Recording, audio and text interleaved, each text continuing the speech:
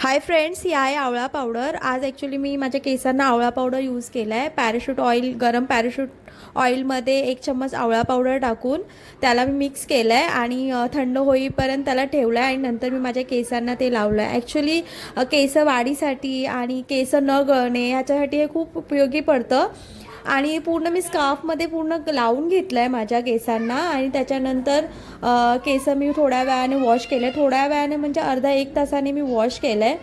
त्याच्यामुळे एकाच टायमाला तुम्हाला खूप चांगला असा फरक जाणवेल, केस गळणेही कमी होतील आणि जिथे तुमचे केस नसेल, आता माझा हा पुढचा भाग थोडा टक्कल पडलेला आहे, तरीही मला तिथे केस नाही आहेत, पण असे थोडे थोडे असे मला केस आल्यासारखे दिसत आहेत आणि मी पूर्ण माझ्या केसांना पूर्ण म्हणजे ना पूर्ण भांगामध्ये लावून घेतलं आहे त्याला।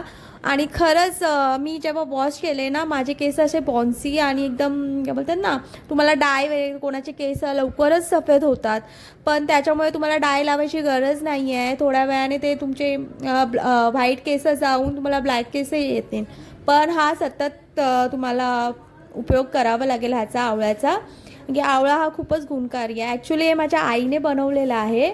माझ्या आईने आवळा भाजला आहे, त्याच्यानंतर त्याच्यात कांदा टाकला आहे, कांद्याला सुद्धा भाजला आहे, त्याच्यानंतर त्याच्यात निंबाची पानं टाकली आहेत, तीही तिने भाजून घेतली आहेत।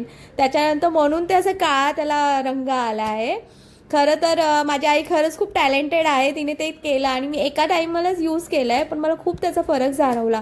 आणि जर ती प्रोसेसिंग जर परत करत असेल, आवळा सुकून वगैरे करत असेल, तर नक्कीच तो व्हिडिओ मी तुमच्यापर्यंत शेअर करीन। पण हा व्हिडिओ जर तुम्हाला आवडला असेल तर नक्कीच मला शेअर, कमेंट आणि फॉलो करा आणि सबस्क्राईब करायला विसरू नका।